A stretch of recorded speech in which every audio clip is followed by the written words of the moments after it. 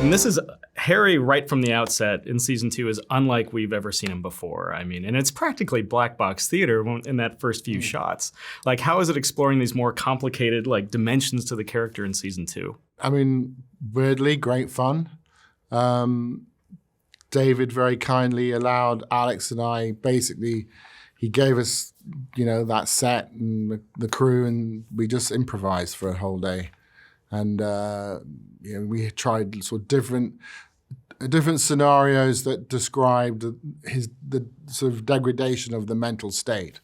And we did it lots of different ways because Alex didn't know how he was going to put it all together, I mean, it was fun to be given that license to do that.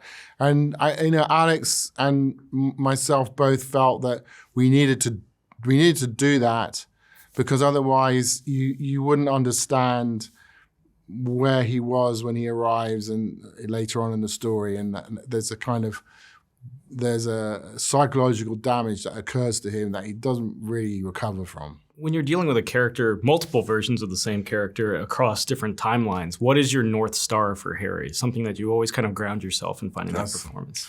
Good question. Yeah, I don't have an easy answer for that one. I mean, because you're always playing with that line of is he or isn't he, in terms of is he out for himself or is he not? Is about self-aggrandizement? You try and keep in mind how is this going to achieve the ultimate goal, which is purportedly that he has seen this catastrophic future and that he's trying to avert.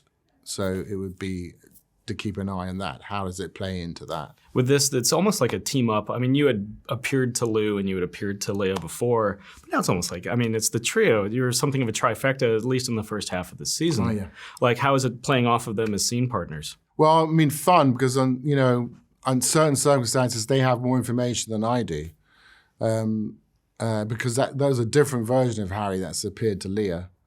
And that's one of the things that you're always doing is you're trying to keep track of what do you know and what don't you know? What were you expecting? How is that different? How is it what you're presented with different? And how you're, rather than just assuming that everything is turning out exactly the way that you sort of predicted it was going to be, so you're surprised by nothing.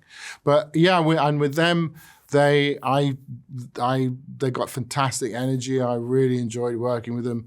They kind of reminded me of my enthusiasm and just pure joy for working that I had in the very beginning, because you're excited about the work, you're excited about the prospects for your career, you're excited about there's a sort of tremendous energy that you get from all of that. So yeah, they were fantastic. I've got time for one more quick one.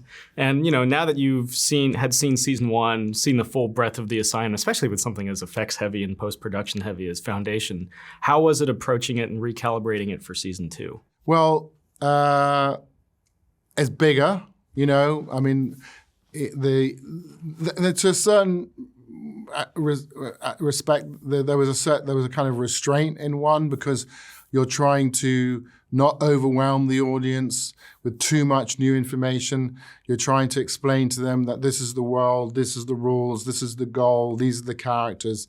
And it's pretty heady stuff as well. You're talking about a story that's taking place 25,000 years in the future, and there's all sorts of things that are possible and aren't possible. So at this point, that's established, so there's more of a license and a freedom that one can take with that. So yeah, that was fun.